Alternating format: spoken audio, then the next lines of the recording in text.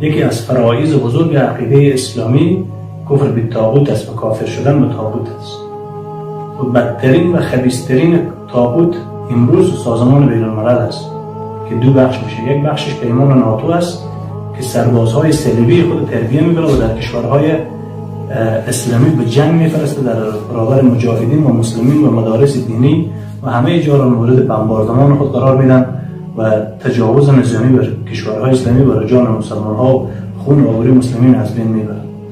و دوم بخش سازمان بین الملل است که کل تبلیغات حربی به ضد مسلمین و مجاهدین میکنن و مال خود مصرف میکنن و نظام‌های فرهنگی و نظام‌های دموکراسی و سکولاریسم و جنگ‌های مستشرقین و عقیده‌های شیطان پرستی و الحاد و کاتولیک و مسیحیت در بین امت اسلامی از طریق فرقه‌ها و گروه‌ها به اصطلاح به ترویج میرسانند و می‌خواهند که حاکم بگردانند.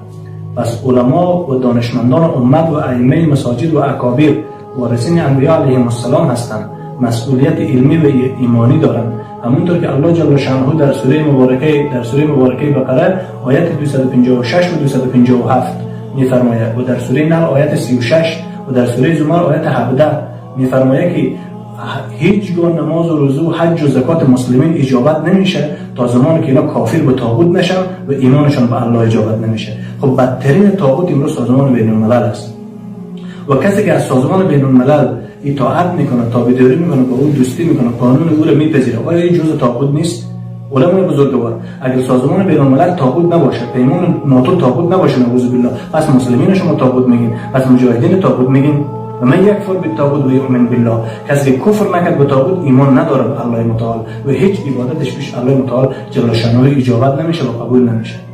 پس امروز فرقه هایی که با سازمان بین الملل بیعت دارن از جمله دموکراسی، سکولاریسم و جمهوریت، نظام پارلمانی و امارت هم که یکی از شاخه های سازمان بین الملل است، چرا اونها کافر باشن و اینا کافر نباشن؟ چرا اونها مرتد باشن اینا مرتد نباشن؟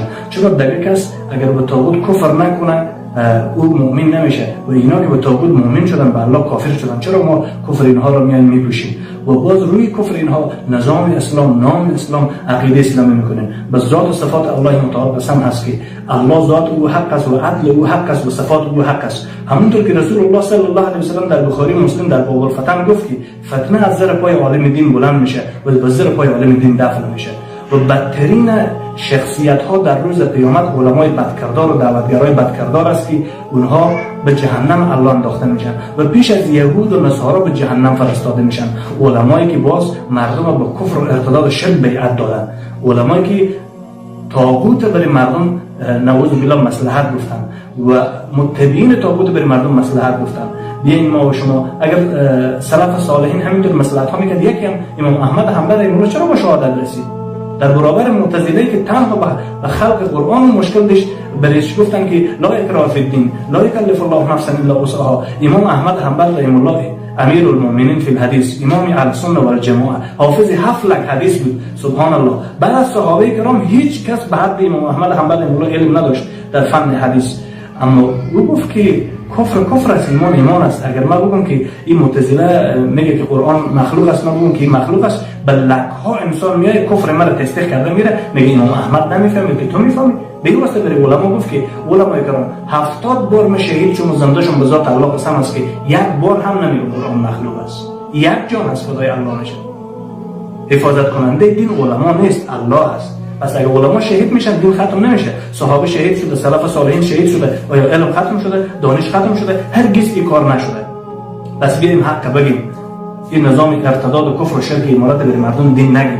چطور بعضی از علما بود تا 2 سال پیش، 1 سال پیش، 3 سال پیش این نظام تکفیر میکرد، وقتی که یه زور امارت دیدن، موتورایش دیدن، پول پیسه‌اش دیدن، امکاناتش دیدن، واسه چی گفتن حکومت اسلامی، نظام اسلامی، شریعت اسلامی، سرکشی ازی باقی و یاقی میشه. سرکشی از کی؟ اینا با سازمان بین الملل بیعت کردن. سازمان بین الملل رؤوس و تواقیت است، ائمه التواقیت است. پس الله جل شانه خود در سوره نحل آیت 36 میفرماید و لقد بعثنا فی کل امه رسول، ما به تحقیق که کل پیامبران را به نبوت و رسالت مبعوث کردیم که همه مردم را دعوت بدن که یک الله عبادت بکنیم و از طاغوت اجتناب بکنیم و پرهیز بکنیم.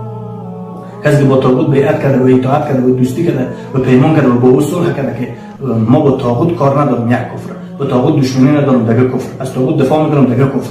کسی که طاغوت از بین میبره او رو میزنه از بین میگه دیگه کفر. چرا ما میگیم کفر در مردم دین معرفی میکنیم؟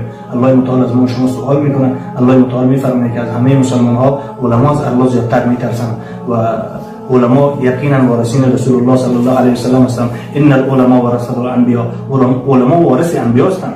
آیا در مسئله ولا و برا علما وارث انبیا نمی باشد؟ در مسئله طاغوت نمی باشد؟ در مسئله تمکین حاکمیت نمی باشد؟ بعد از صلح حدیبیه با کفار اگر این معیار اصل کل دین قرار میدیم، پس بعد از صلح حدیبیه که رسول الله صلی الله علیه و سلم در بین قریظه رسول الله صلی الله علیه و سلم 700 تا یهودی رو سر بریده و چشم 7 تا یهودی رو کشیده و بعد از اون صحابه 50,000 در سنگرهای جهاد و قتال شهید شدند. و امروز دفعات مسلمانان سوریه و عراق و لیبیا و فلسطین و چیچین و میانمار که به صدها هزار خواهرای مسلمان ما در زندان‌ها و اونجا به زیر دست طواغیت و کفار و مشرکین حربی است و با عزت عفتشان از بین میره و فیلم‌های مختلف از اونها ثبت میشه به واسطه اینکه که امارات به این مسئولیت خود به کجا گفته بود؟ مسئولیت ما و شما اینجا کجا بود؟ ان المؤمنون اخوه در لا اله الا الله با ما شریک نبودن، در نماز با ما شریک نبودن، در ایمان با قرآن با ما شریک نبودن، در امت بودن با پیامبر با ما شریک نبودن. و امروز قیامت الله از ما پرسان نمیکنه. الله خود در قرآن کریم میگه و شخصیت‌های امت چرا این تا کی ما به خواب غفلت هستیم و این امت به این کردلی و بزدلی و به این کفر نعوذ بالله به این تاریکی نگاه میکنیم؟ از الله بترسیم، اتق الله، بترسیم از الله.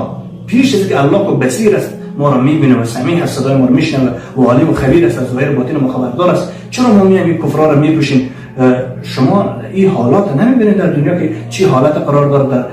در 56 کشور اسلامی مسلمانان زیر سلطه کفار طواغیت هستند و صحابه رسول الله صلی الله علیه و سلم بعد از وفات رسول الله صلی الله علیه و سلم چی برخورد با کفار کردند؟ اگر ما اینطور میایم صلح حدیبیه را تنها دلیل میگیریم و این را میاریم با کل دین حاکم میکنیم و یک صلح حدیبیه را با صدها آیت قرآن کریم جنگ میدیم، پس بگیم 50,000 صحابه شهید نشدن، نعوذ بالله، معاذ الله مردار شدن. پس 50,000 صحابه در برابر کل کفار مصلحت نکردن، در برابر طواغیت مصلحت نکردن. الله اجازه مصلحت نداده. یا ایها النبی اتق الله، ای نبی ما بترس از الله ولا تطیع الکافرین و المنافقین ان الله کان علیما حکیما. ما جواب این آیات روز قیامت چی میدیم؟ شخصیت بزرگوار، علم علما رحمت است برای مردم که حق دین بگن.